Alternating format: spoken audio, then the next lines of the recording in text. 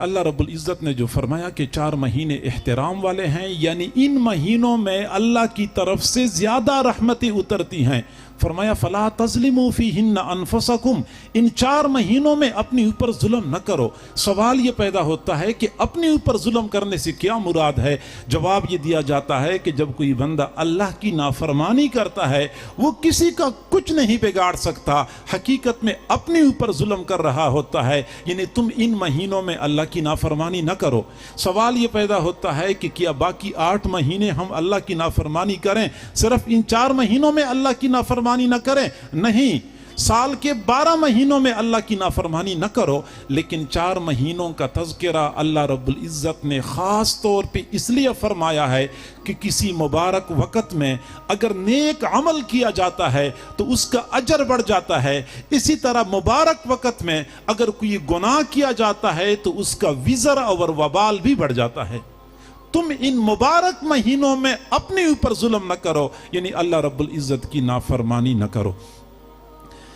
मुहर्रमुल हराम का महीना जब शुरू हो जाता है तो एक तो इस महीने के बारे में हमारे मुआशरे में 2 तरह की सोच पाई जाती है। बाज़ लोगों ने इस महीने को मुबारक समझा है सिर्फ इस वजह से कि इस महीने में हज़रत हुसैन की शहादत का वाक़या पेश आया था। हालांकि मैंने पहले बताया कि कुरान पाक का नुज़ूल तो हज़रत हुसैन की शहादत से पहले हो चुका था, लेकिन कुरान में अल्लाह ने फरमाया है कि यह महीना हुर्मत वाला है। और इसी तरह हुज़ूर सल्लल्लाहु अलैहि वसल्लम ने मुतअद्दिद अहादीस में मुहर्रमुल हराम की फ़जीलत बयान फरमाई है, ख़ास तौर पे आशूरा की फ़जीलत बयान फरमाई है। और ये तमाम तर फ़जीलतों का तज़किरा वाक़या करबला से बहुत पहले का है। लगता यह है कि महीना अगर मुबारक है तो बहुत पहले से मुबारक है। और हमारे कई सारे अहबाब यूँ समझते हैं कि शायद ये महीना हज़रत हुसैन की शहादत की रूह फरसा वाक़ई की वजह से बेबरकत बन चुका है, बल्कि वो ये कहते हैं कि ये मनहूस महीना है, लिहाजा इस महीने में शादी गमी नहीं करनी, शादी ब्याह की तकरीबात नहीं करनी चाहिए, कोई बड़ा प्रोग्राम नहीं करना चाहिए, कोई प्लाट नहीं ख़रीदना चाहिए, किसी मकान में मुंतकिल नहीं होना चाहिए, क्योंकि जो भी बड़ा फ़ैसला इस महीने में किया जाता है उस फैसले में बरकत नहीं होती। मैंने पहले अर्ज किया कि किसी महीने की बरकत या नहूसत किसी वाक़ये की वजह से नहीं होती, नहीं किसी मकान की नहूसत और बरकत किसी वाक़ये की वजह से होती है। सही बुखारी शरीफ की रिवायत है, हुज़ूर सल्लल्लाहु अलैहि वसल्लम का ये मामूल था कि जब मदीना मुनव्वरा तशरीफ़ लाते थे सफ़र से, तो अभी मदीना मुनव्वरा की आबादी नज़र नहीं आई होती थी, दूर से उहद पहाड़ नज़र आता था।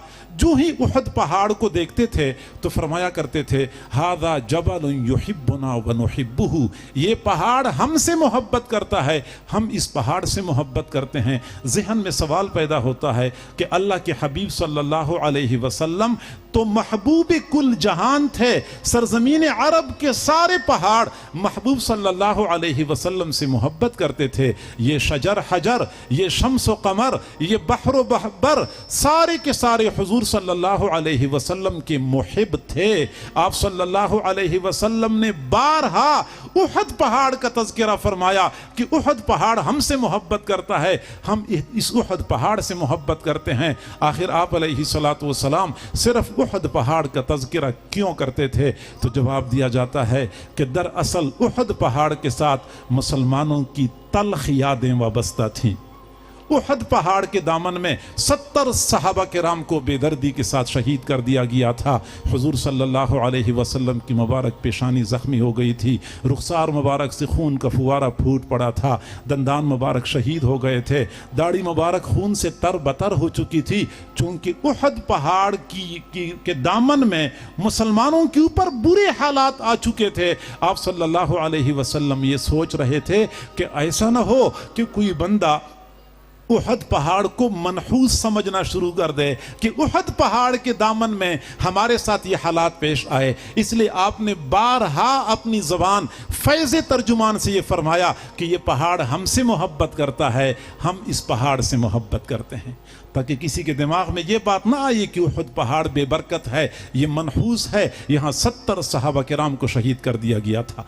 तो किसी जगह की नहूसत या किसी जगह की फजीलत किसी वक़्त की नहूसत या किसी वक़्त की फजीलत किसी बड़े वाक़ये की वजह से नहीं होती, किसी की वफ़ात या पैदाइश की वजह से नहीं होती।